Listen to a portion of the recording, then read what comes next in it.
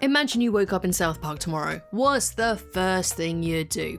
Personally, I'm heading straight to Randy to get myself some Tegrity, grab a big old bag of cheesy poofs, and then chill out to some Terrence and Phillip. And that all seems pretty nice and normal, because on the surface, South Park seems like a pretty nice and normal place to live. There's friendly faces everywhere, humble folks without temptation, and there's even ample parking day or night. What's not to like? Well, stick around long enough and you'll find yourself abducted by aliens, chased by giant guinea pigs, or terrorized by a man-bear pig. And just when you think you finally escaped the monsters, you find yourself on the wrong end of an angry mob. And that's all in one day. You'll certainly have yourself a time, but it won't be a good one. In this video, I'm going to talk about why South Park is such a terrible place to visit, and what are the chances of you getting out alive. So imagine that you've just been plucked out from your comfy home and dropped into this Colorado mountain town, and as soon as you land, you're immediately hit by the cold, and it's absolutely bloody freezing. And while you're shivering now, things are about to get a whole lot hotter because South Park is home to a volcano that has suddenly erupted, leaving you trapped as rivers of lava start cutting off your escape. Just when you think it's all over, you're saved by Scuzzlebud, a basket-weaving creature with a celery stick for an arm and a human man for a foot. Luckily for you though, he is friendly, but the next monster you bump into might not be so welcoming, and you will encounter one real soon because South Park seems to be basically a hotbed for the strange and unnatural. So, as soon as you run from the flowing lava, you can't shake the feeling that someone or something is watching you. And that's because they are. Tall aliens known as the Visitors are known to hide in South Park, keeping a close eye on the citizens. They've been here since the beginning, and you will always feel their gaze on you. And if you're lucky, that's all they'll do, because it's not uncommon to be probed. But hey, you might like that. But peeping Tom aliens should be the least of your worries, because it's the local wildlife that will get you. Yep, in South Park, it's not uncommon to be eaten by mutant turkeys or attacked by a serial killer fish. So now you're keeping one eye in the sky for UFOs and the other on the ground for murderous poultry. But all of a sudden you lose your bearings and stumble into the woods, only to come across a group of adorable little woodland creatures. Aww, they're tiny, cute, and definitely don't look like they're about to murder you. So you let your guard down, and that's when they say this. Hail Satan! And before you know it, they're performing a sacrifice and having a bloodbath orgy. That's when you turn tail before they decide to strap you down and put the Antichrist in you. You sprint out of the forest as fast as you can, and you keep running until you find yourself in the weed fields. Panting, you stop to catch your breath, only to come face to face with Man-Bear Pig. So, by this point, you've got two options: run for your life, or do what most people in South Park do, and that is to simply pretend that he isn't there. You want to believe it's real, you go right on ahead, Susan. No, it's right there! It's right there behind you! But let's say you're not a total idiot and choose to run, and you manage to escape this rampaging beast and make it back to town. And just as you're catching your breath, you hear a deafening roar. Towering above you is the Mecha Streisand, a fire-breathing, laser-shooting, toxic, crotch-spraying robotic dinosaur that used to be actress Barbra Streisand, until she used the Diamond of Pantheus to transform herself into a monster. Although she was previously defeated, she does have a habit of returning to destroy the town, so now you have to start dodging falling buildings while also trying not to be stepped on. You think the local police will protect you, so you rush to the station. Except those are the last people that you want protecting you, because underneath the building they're hiding another monster, a gigantic human-eating outer god with a serious appetite for flesh. And to your horror, you realise that the police are falsely arresting black citizens and feeding them to her. Oh, I see. I guess because cops feed African Americans to an elder god, they're racist. So here you are, stuck between a rock and a hard place. There are monsters tearing the town apart while you are trapped inside with a racist outer god and the gun-happy racist cops protecting her. But just when it looks like all is lost, a group of kids dressed in superhero costumes arrive, calling themselves the Coon & Friends.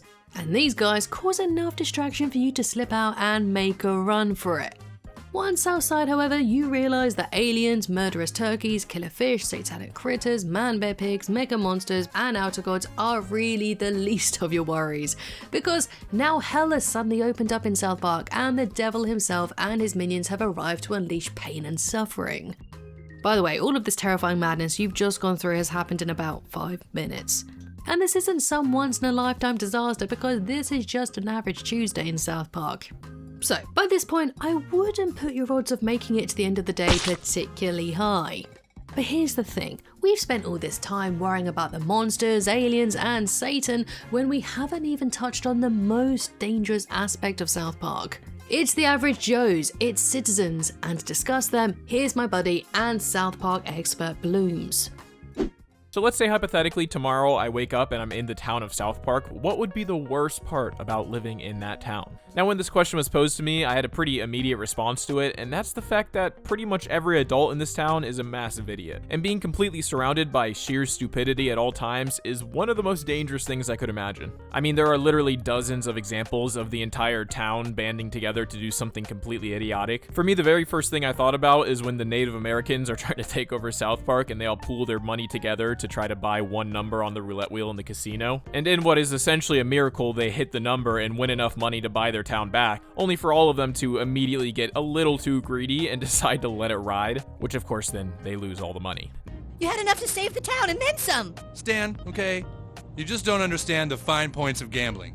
Now, it would be bad enough to be surrounded by all these people who have essentially made you homeless due to their stupidity, but even that is not nearly as bad as the many other times their actions have ended the lives of others. Like in Night of the Living Homeless, when the adults start to treat all of the homeless people in town like there's some kind of zombie outbreak, with some of the adults like Randy going as far as to blow your head off with a shotgun.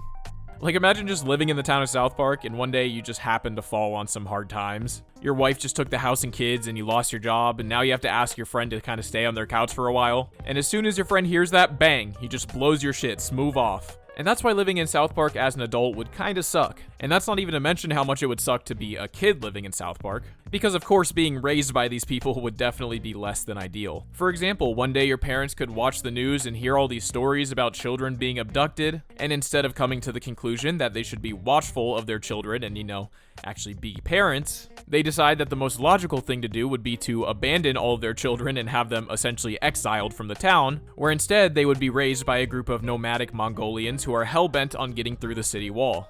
Dude, sometimes I think our parents are really stupid.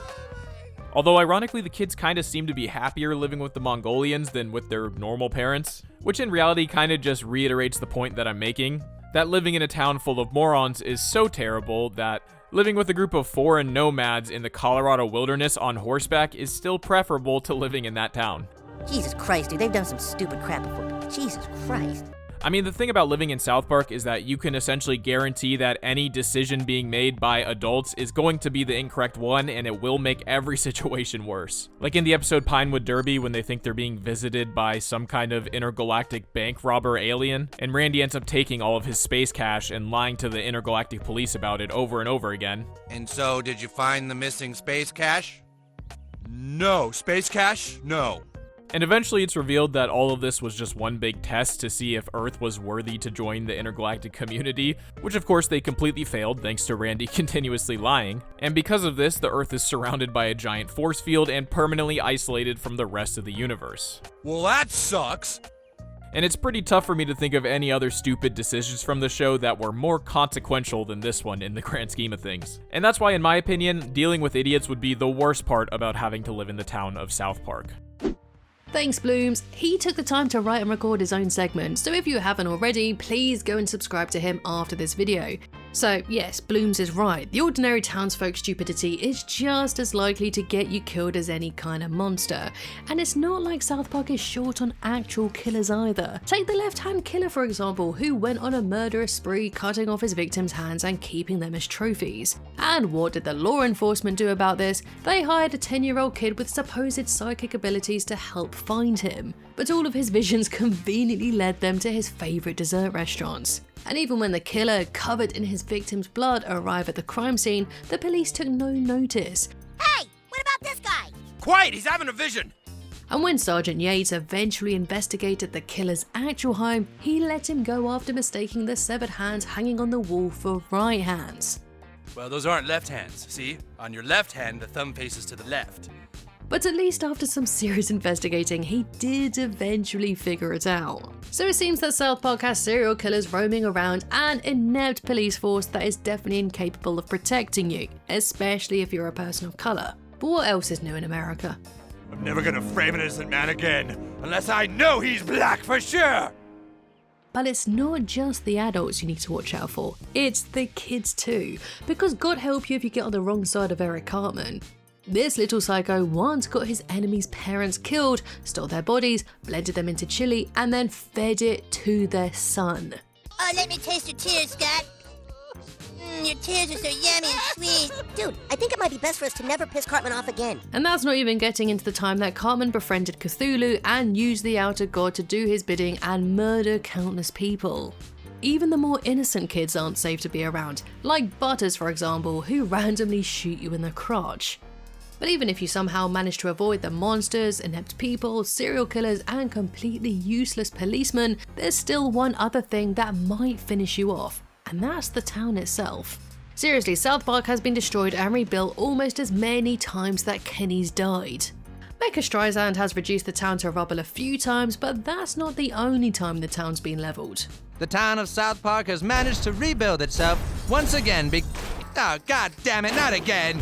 There's the season 12 pandemic episodes where giant guinea pigs descend on the town and start destroying everything in sight, and sure, they looked very adorable in their little costumes, but don't let that fool you because these things have a serious taste for blood and destruction. Then there was that time clouds of smog formed over South Park, creating a giant storm that caused serious damage to the town. And in season 2 Summer Sucks, the town accidentally created a giant smoking snake. It quickly got out of control and tore through South Park, reducing everything in its path to mere ashes. Police are advising all citizens to stay indoors, not breathe the ashen air, and not ever light any giant snakes in the near future. They eventually managed to stop it by shooting fireworks at it, but this left the entire town covered in hazardous black ash, with everyone inadvertently ending up in blackface. Okay. Everybody get in a line so I can whoop all your ass. And there are many more examples of the town being wrecked, and this is the thing about South Park. Even when the town isn't being completely destroyed, something else is usually taking it over. One week it's zombies, and the next it's a bunch of stinky hippies. You really can't catch a break. What have I done? Yeah, South Park is now hippie capital of the world! So after everything we've seen, what's your actual chance of surviving South Park? I mean, looking at you, I'd give you about a day. The best survival strategy is probably just keeping your head down, avoid everyone, and get out of the town as quickly as possible. But tell me, even after all that, would you still like to visit South Park? And let me know what other fictional towns I should cover next on this channel.